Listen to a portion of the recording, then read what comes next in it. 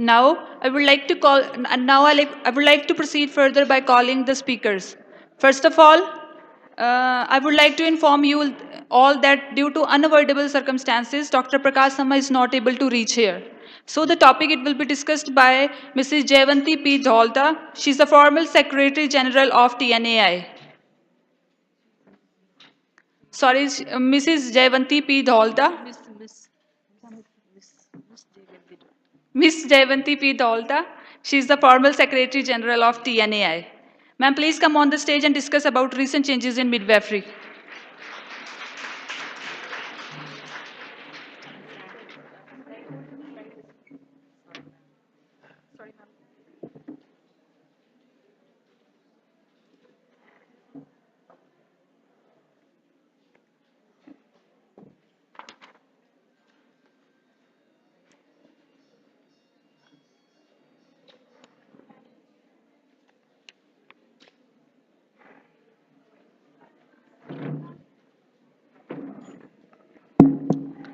Uh, First of all, I would like to thank the organizer.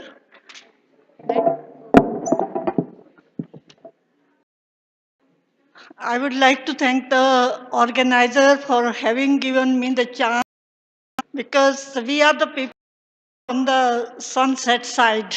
So it's nice to see all new generation over there. And sometimes this also gives you the feeling of that you are still required. Thank you so much. Now, actually, I'm sure the much you may be knowing, but I know it because you are in the recent practice. So there may be certain addition which you can make, but I can give you my experience and what we have seen in the care of the mother and child.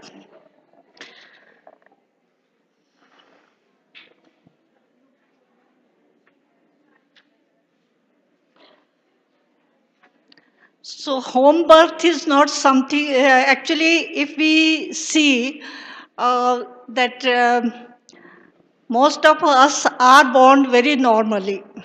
So my mother never went to the hospital or anywhere. She delivered five, seven, eight in the house, and I think we almost are alive only. Not only alive, but well in the health and otherwise.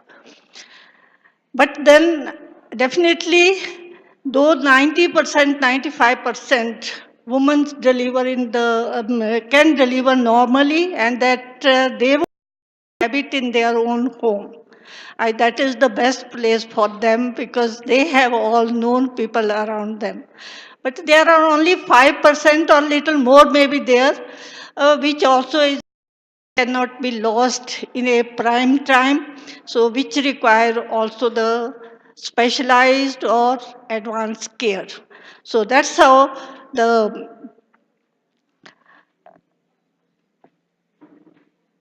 new, as we say, we are all here when we are born only.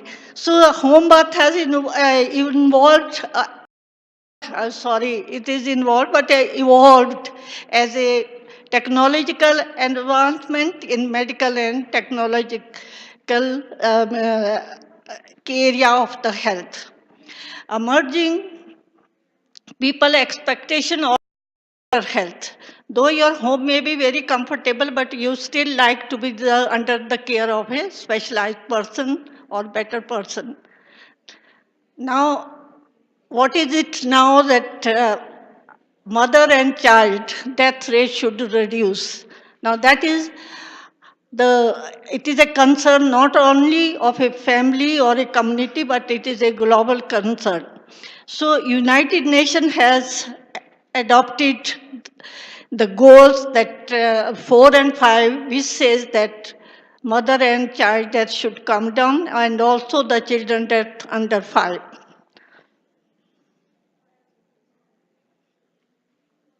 Now, if we see the evidence which has come, which has given us the opportunity to go for a better midwifery techniques. Now,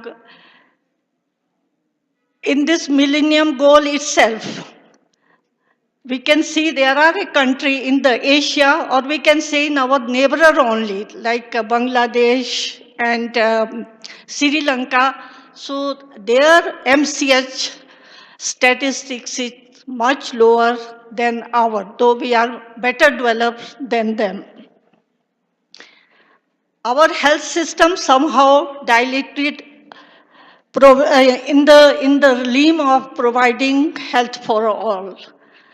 Now, in the realm of providing health for all, there are many type of the community care worker has come out.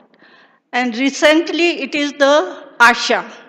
With the ASHA introduction, the emphasis was that all mothers should deliver in the hospital without giving any due respect or any due care for the infrastructure. They like to be delivered in the home, in the hospital.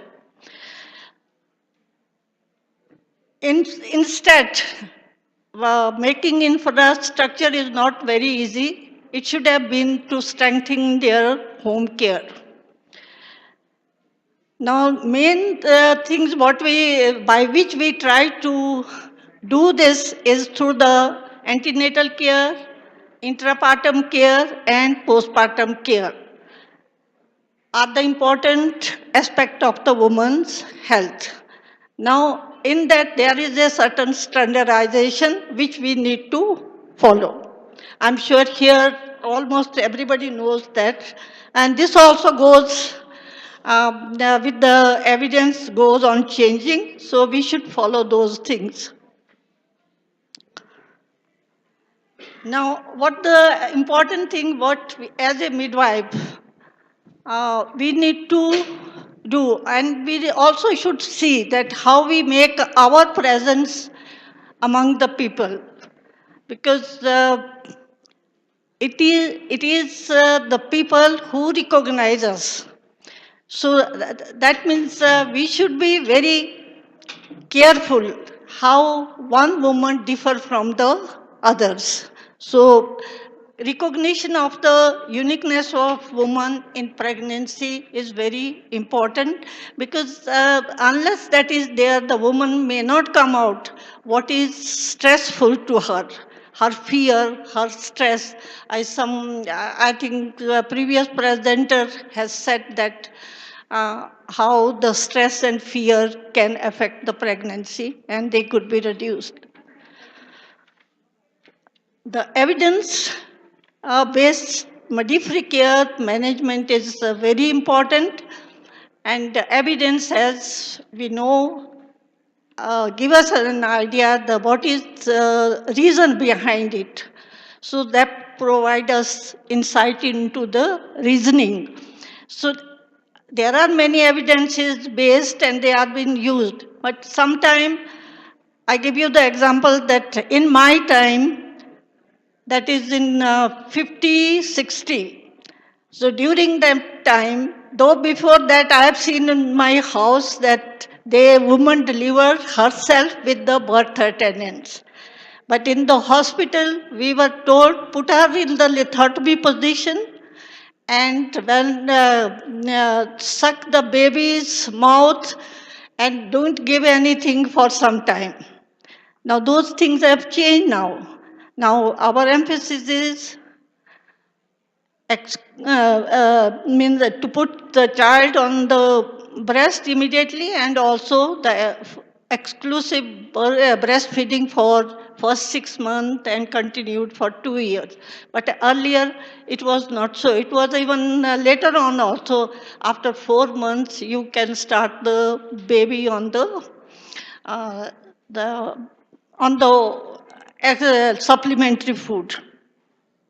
Encourage non-interventional birth. It is nurses who are in the nurse midwife who are in close contact with the mother. So sometimes I have also seen a mother who says, no, I will go to such and such doctor because I don't want to have a pain during my birth. So the nurse or midwife who is with us, should encourage that this is a normal process and it is a enjoyable process, even the celebrated process in the family. So therefore, I think when 90% can deliver normally, they should deliver normally through the normal process instead of undergoing any intervention.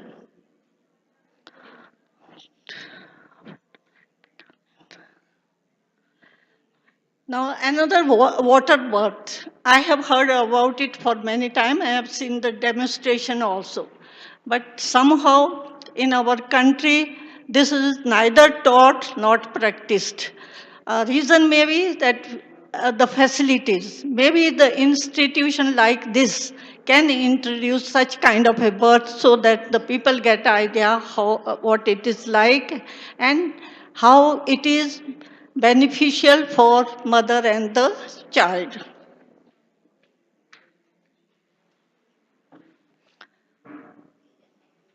So as I said, home birth is a family celebrated events and one feel more comfortable in their own environment and uh, that hasten their pregnancy process.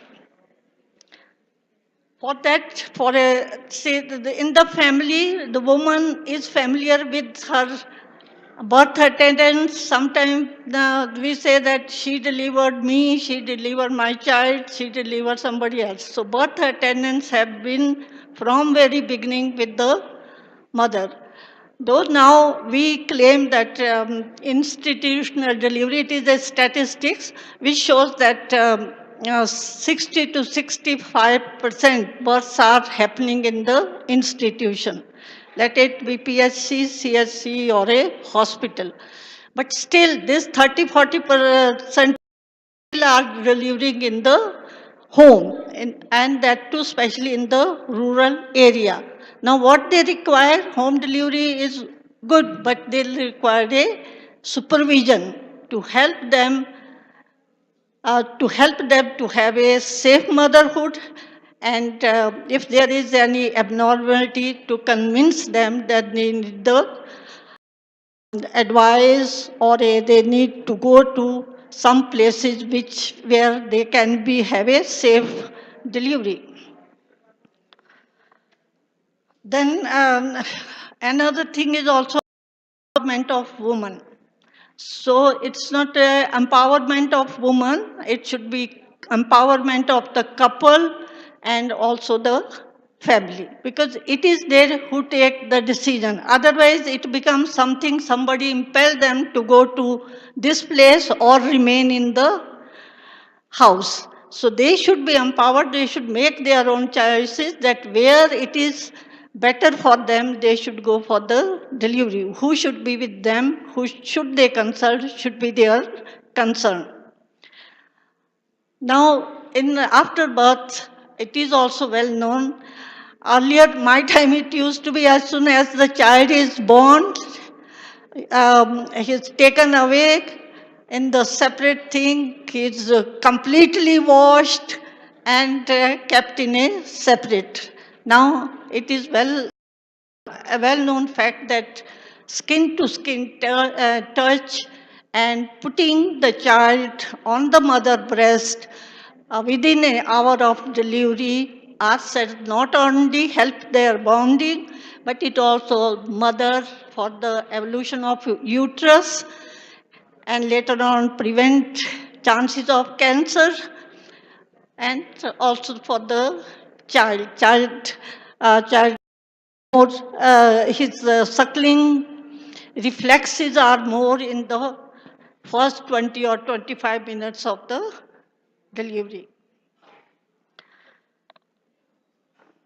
Now, elimination of the myths is also very important, especially in the rural area. The people feel that first breast milk is not should not be given. And in some community, they also feel you put the this one insect take the milk in a spoon, put the insect in that from both the breast. Where the insect die, that breast should not be fed. So that is not so. Now, why the insects die is a different thing, but mother milk is very important, and we know that it's for the child who had the who's take the colostrum, help them to prevent many diseases. Or it is also said that it is now also. I think if you really make the survey, you will find, say, after 6 months or say 1 year, the mother stop feeding the child. She says now that he doesn't, even child try to get the breastfeed, but they don't want to feed him. She will put something by which the child do not suck. Now that should be said that breast milk, if child get as long he want, is much better than the stopping him not to taking breast milk. So with the other food, then it itself get reduced. Immunization also an important thing, but we have seen that with the immunization now, India is free of polio, and we have seen also very limited, or I haven't seen, in fact, previously we had even a ward for tetanus cases. Now there is hardly any hospital has that. So these things are reduced through the immunization. So mother also need during pregnancy, and child needs a schedule which is put to use should be uh, and should be followed religiously, I will say. Then the emerging technology in midwifery care. I think if we say the use of information technology, it has come in many ways, like your smartphone or online networking, digitalization. And I think I read the WHO report where they found that in Bangladesh they use this immunization technique, this one online, and they connect with the reduces. Then advocacy is very important to speak for the mother and child, and also for the profession is important. Unless midwifery profession is strong, the change can then only come. And then is the partnership. So here it is not a one person family or nurse or doctors. It is a total participation of the